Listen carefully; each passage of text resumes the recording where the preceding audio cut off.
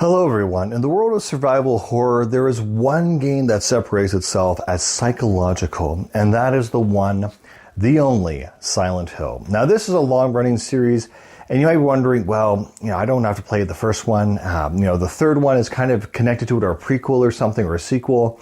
No. You want to start with Silent Hill 1. I thought, how can a game that is that pixelated and that basic actually be scary? My friends, I have to tell you, I was dead wrong. When I picked this game up, I was so completely unprepared for how good this game is. And in fact, I think it might actually be my favorite in the series. It is so well done. It balances a horror storyline with a practical real-world cult scenario with the supernatural in a perfect harmony. And it does it in reduced, simplistic graphics that our only masters can hold off. Another major thing from the series is that it's really the audio that does a lot of the horror.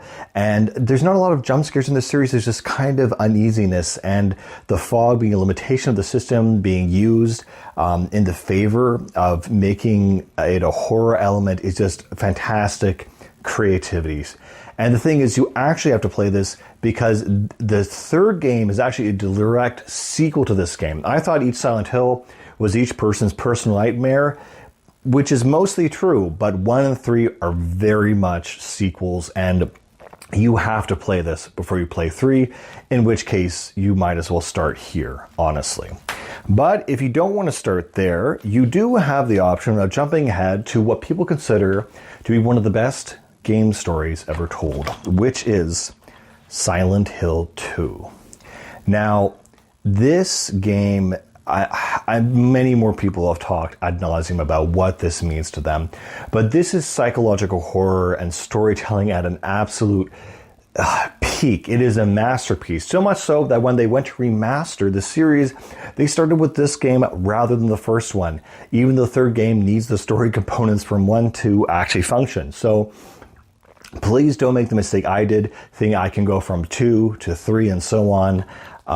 Again, if you just want a one-off story and you just want to feel for the game, the series, see if it's for you, you can start here because this is it as far as most people are concerned. But if you want to continue playing, you're going to have to go from 2 to 1, then 3. So either start at 1 or start here. It's up to you. Of course, there is the game in question, Silent Hill 3, featuring Heather Mason. Now, 3 is an odd game where, again, it pulls from 1. It kind of concludes that story and the story of Harry Mason through his daughter, Heather Mason. And honestly, 3 is weak in a lot of areas. Silent Hill isn't known for its combat or its level design or whatever. Well, it is known for its level design, but the combat here even feels kind of a little bit weaker. Just things don't work as well. It's not quite as scary. They have this carnival theme that just doesn't really work. They try to make it work, it doesn't work.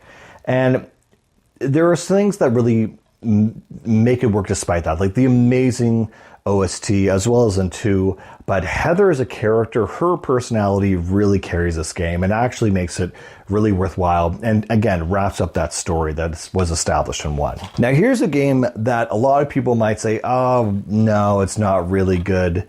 Silent Hill 4, The Room. And this is the most atrocious cover art I've ever seen, but just roll with me here because this might be one of my favorites in this series, and that's because I'm going to be upfront with you. The intro to this game is horrible. It is the most tacky, cheesy thing. You're stuck in a room, oh no.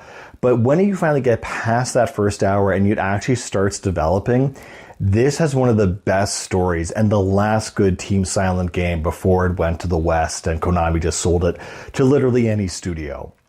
So if you've played the first 3, you want more, I highly recommend please try Silent Hill 4 because you might be very surprised. Which finally leaves us to the other ones. And honestly, there's no good Silent Hill game after this, I'll be honest. After it went to a bunch of Western studios, they had Homecoming and Downpour, and just none of them are good. The only slightly decent one is Shattered Memories on the Wii. I know, crazy, but it's a reimagining, not a remake of the first game. It's very different. They have a bunch of psychological things. It's not great, I'll be honest. It's not the best. It does not hold a candle to the originals, but compared to all the other sequels that just fell flat on their faces, this one is the least bad one. It's decent enough and at least worth playing. And the game does mess with you a little bit in interesting ways, so I put that there. But yeah, if you want to do Silent Hill, you can start with 1 or 2, and that'll be it. It'll lock you in.